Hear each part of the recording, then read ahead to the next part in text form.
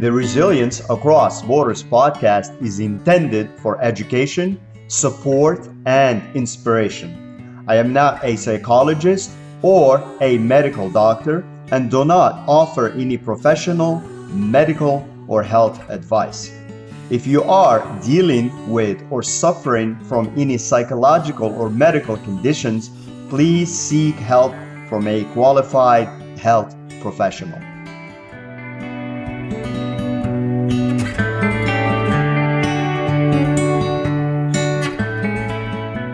Hello and welcome back to Resilience Across Borders podcast. I'm your host, Rachid, and in today's episode, we will talk about identifying and uprooting bad habits as part of a guide to lasting change.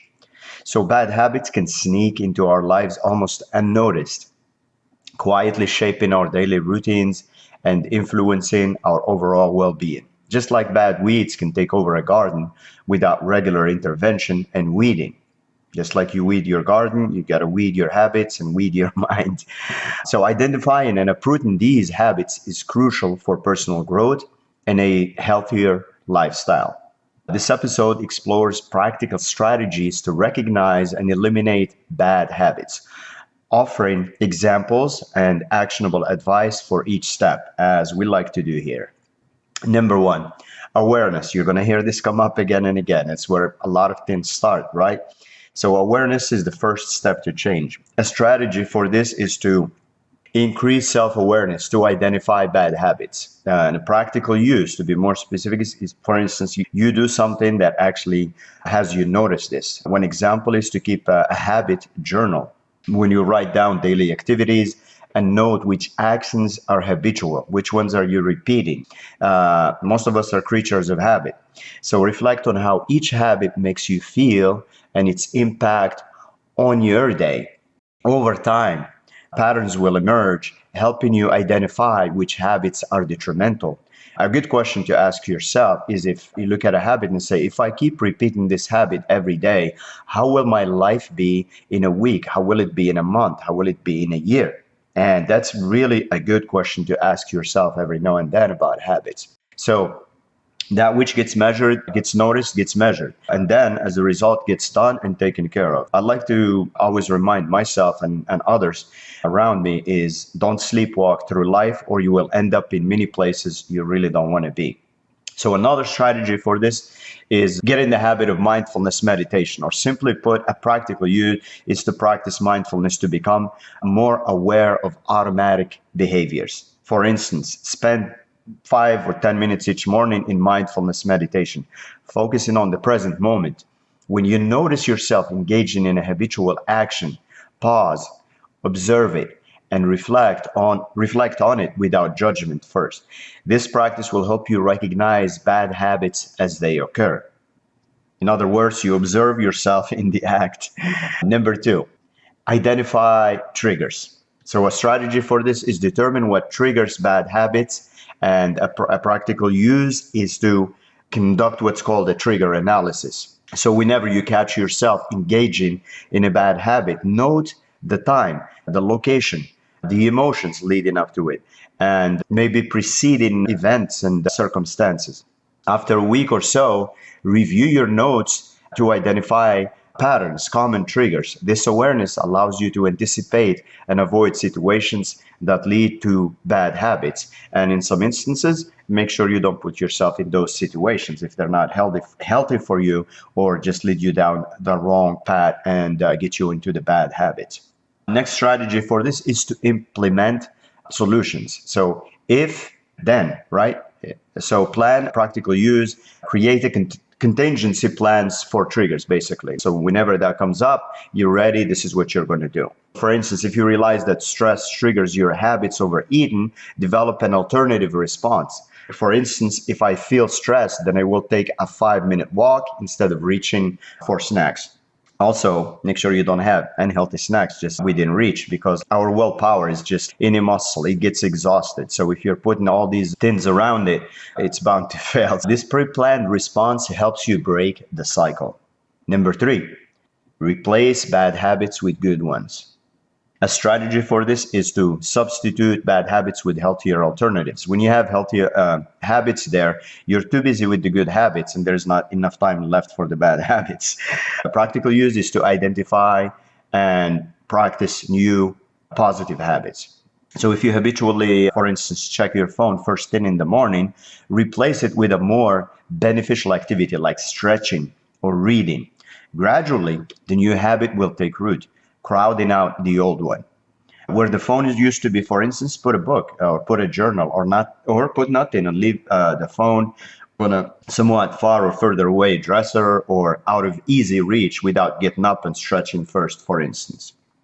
Another strategy for this is to use what's called, you may have heard of it as habit stacking or maybe habit anchoring, meaning attach a new habit to an existing one. So if you want to drink more water but often forget, stack it with or anchor it with an established routine. For instance, every time you brush your teeth, which is an existing habit, hopefully, drink a glass of water immediately afterward.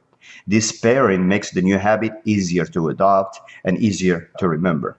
Number 4, in more difficult situations, seek support and accountability. A strategy for this is to share your goals with others that you trust and that you can count on, that maybe you look up to. Practical use, join a support group or find an accountability partner.